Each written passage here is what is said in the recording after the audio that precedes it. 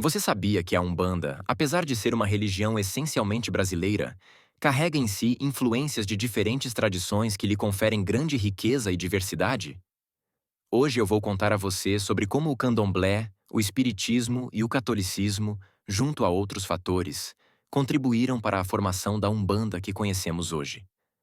Esses elementos se harmonizam de forma única, tornando a Umbanda uma religião aberta, acolhedora e profundamente ligada à prática da caridade, do amor e do respeito às diferenças.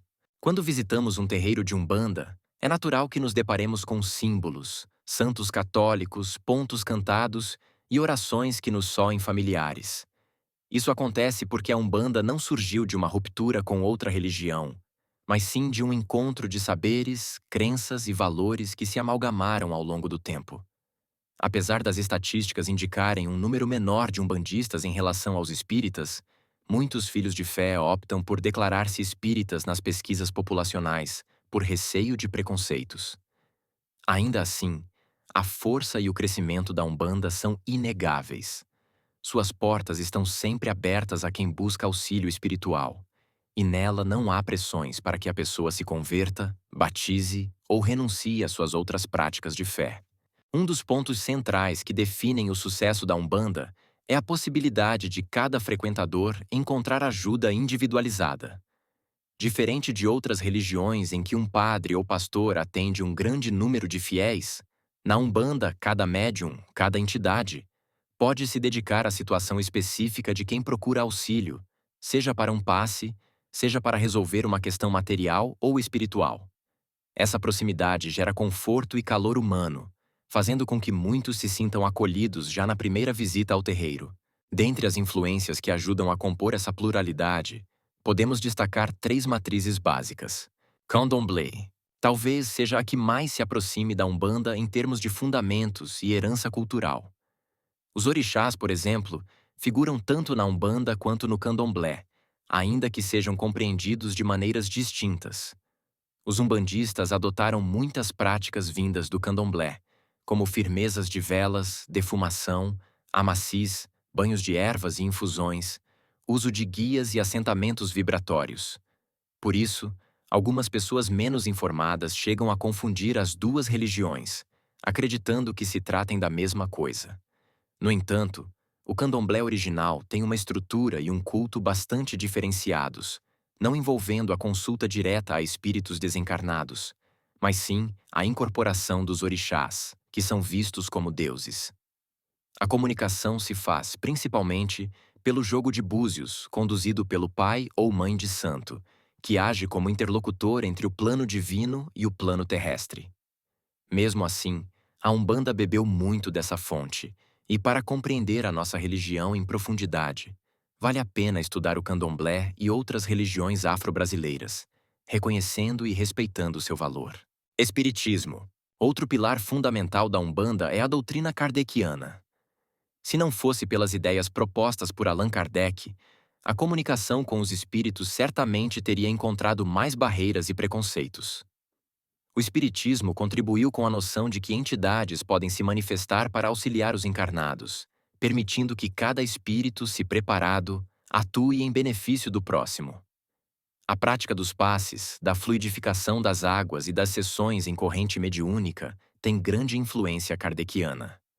Kardec realizou um trabalho científico que analisou as manifestações espirituais de forma lógica e sistemática, oferecendo aos médiuns de Umbanda um alicerce para compreender o fenômeno da incorporação. Além disso, o método de palestras e estudos doutrinários adotado nos centros espíritas estimulou muitas casas de Umbanda a investir em cursos, aulas e grupos de aprendizado para seus adeptos, visando a educação espiritual e o desenvolvimento pessoal. Ainda que existam pontos de divergência entre o espiritismo e a Umbanda, sobretudo no que concerne à presença de guias como caboclos, pretos velhos, exus e crianças, esses conflitos são mínimos se comparados à imensa contribuição que Kardec trouxe. Hoje em dia, muitos centros espíritas respeitam e reconhecem a Umbanda como uma prática espiritual autêntica, chegando a incentivar a procura por terreiros quando sentem que a pessoa pode encontrar ali soluções adequadas a seus problemas. Catolicismo. A influência católica, embora menos explícita, é notável em vários aspectos. Muitas imagens de santos presentes nos altares da Umbanda são santos católicos, o que cria uma atmosfera familiar a quem já frequentou igrejas ou cresceu em ambiente cristão. Os terços que frequentemente vemos nas mãos dos pretos velhos, a veneração a Jesus Cristo e a devoção à Virgem Maria são evidências claras do legado católico. Também adotamos datas comemorativas do calendário cristão, como Natal, Páscoa, Finados, além da ideia de um anjo de guarda protetor. Infelizmente, por desconhecimento ou preconceito, muitos católicos ainda veem a Umbanda com certo desdém ou desconfiança. Entretanto, é fato inegável que a base monoteísta, o Deus único, amparado pela figura de Jesus como mestre e guia, aproximou também o universo católico do panteão umbandista. Sincretismo religioso. Dentro desse caldeirão de influências, um dos fenômenos mais marcantes é o sincretismo religioso. Basicamente, consiste em associar orixás africanos a santos católicos, algo que se iniciou na época da escravatura. Os negros, obrigados a rezar para os santos, passaram a enxergar nesses ícones a representação dos seus próprios orixás e, assim, preservaram sua fé sob a aparência do catolicismo. Exu, por exemplo, é comumente associado a Santo Antônio, Ogum a São Jorge, Iemanjá a Nossa Senhora dos Navegantes, e assim por diante. Dessa forma, cultuar uma imagem católica tornou-se uma maneira de honrar sua própria divindade africana, sem ser punido pelos senhores. Quando a Umbanda se constituiu, herdou espontaneamente esse costume, mas sem imposições ou medos.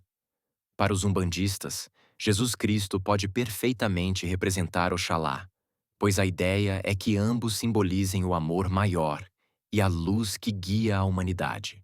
A Bahia é um dos exemplos mais claros de como o sincretismo pode ser integrado à cultura e ao cotidiano das pessoas. Lá, é comum ver festividades católicas em que participam adeptos do candomblé e da Umbanda, como a tradicional lavagem da escadaria do Bonfim, em Salvador. Nesses rituais, a presença de danças, atabaques e folhas de arruda não anula o caráter católico do evento, mas o enriquece, mostrando como é possível viver em harmonia com crenças diversas. Também por isso, muitos filhos de santo enxergam nos santos católicos a própria face de seus orixás e não veem contradição alguma em rezar o Pai Nosso, fazer oferendas e defumações, cantar pontos de caboclo e dedicar velas a São Jorge, por exemplo. A Umbanda, como podemos notar, tem essa capacidade de abraçar influências variadas sem perder a própria identidade. O terreiro se torna um espaço acolhedor para quem é católico praticante, para quem já passou pelo espiritismo, para quem veio do candomblé e até para aqueles que nunca tiveram religião, mas se sentem convidados pelo som dos atabaques, pela vibração dos guias ou pela atmosfera de amor que ali se encontra. O mais importante é que, ao ingressar nesse ambiente, a pessoa seja livre para manter sua fé anterior, se assim desejar, ou adotar de forma mais intensa as práticas umbandistas. Não há imposições ou dogmas que obriguem o adepto a romper laços com o passado. Ao mesmo tempo, essa adaptabilidade não significa ausência de fundamentos. A Umbanda possui ritos, toques, ordenamentos e princípios doutrinários que garantem sua coerência interna. Da mesma forma que um templo católico segue regras litúrgicas, ou um centro espírita segue determinadas orientações de conduta e estudo, o terreiro de Umbanda tem suas obrigações, oferendas, guias, firmezas e horários de gira. A grande diferença está em como esses elementos podem ser enriquecidos por outras tradições.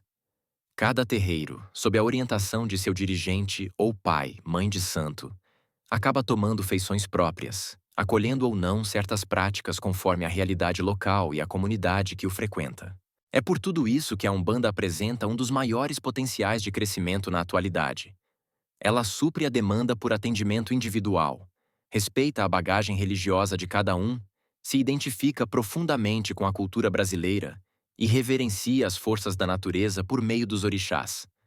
Consciente de seu papel, a Umbanda segue viva, atuante, auxiliando milhares de pessoas e atraindo cada vez mais simpatizantes, que encontram no terreiro uma forma de restaurar a esperança, a fé e o amor ao próximo. Em resumo, as influências do candomblé, do espiritismo e do catolicismo foram cruciais para o surgimento e fortalecimento da Umbanda. A prática do sincretismo e a flexibilidade doutrinária permitiram que ela se mantivesse firme diante dos desafios sociais e religiosos que enfrentou ao longo do tempo. Hoje, basta adentrar um terreiro para sentir o calor do acolhimento e perceber como essas heranças se manifestam na vibração dos atabaques, na exaltação aos santos, na reverência aos orixás e na presença amorosa das entidades que baixam para orientar e proteger. Tudo isso faz da Umbanda uma religião plural, harmônica e conectada às raízes culturais do Brasil, pronta para receber quem estiver em busca de equilíbrio, cura e transformação espiritual.